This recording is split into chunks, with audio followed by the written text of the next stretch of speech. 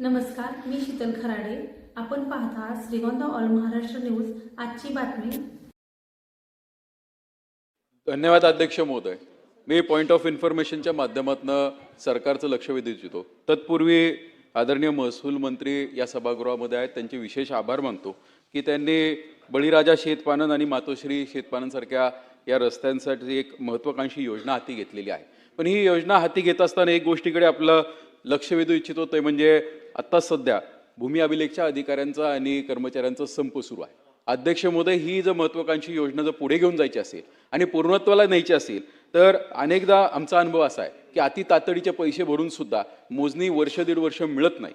माझी आपल्यामार्फत सरकारला विनंती आहे की हा संप लवकरात लवकर कसा मिटेल. ज्यावेळेस हे अधिकारी आणि कर्मचारी संपावर गेले त्यावेळेस मी मतदारसंघातील अधिकाऱ्यांना आणि सर्व कर्मचाऱ्यांना बोलवलं होतं, तर त्यांच्या मागण्या रास्त आहेत. त्यांचं म्हणणं असं आहे की आम्हाला आत्ताही 7व्या वेतन आयोगामध्ये S6 या योजनेमध्ये घेतलं जातं, त्यामुळे त्यांना जे काही पे स्केल मिळतं त्याचं बेसिक अवघं 19,500 आहे आणि ते टेक्निकल पद असून सुद्धा नॉन टेक्निकलमध्ये त्यांची गिनती केली जाते. त्यांना टेक्निकल पदाला मागे सरकारने परवानगी दिलेली आहे. माझी आपल्यामार्फत विनंती असेल की याला तात्काळ ही जी परवानगी ही त्यांची मागणी आहे ही मान्य केली गेली पाहिजे. त्याचबरोबर त्यांना ट्रॅव्हलिंग अलाउन्स जो दिला जातो तो ट्रॅव्हलिंग अलाउन्स देत असताना तो एसटीचा प्रवास असा धरला जातो. अध्यक्ष महोदय, माझ्या मतदारसंघात अनेक ठिकाणी एसटीच जात नाही. तर ती जात नसेल तर एसटीचा प्रवास आपण घरी कसं धरणार.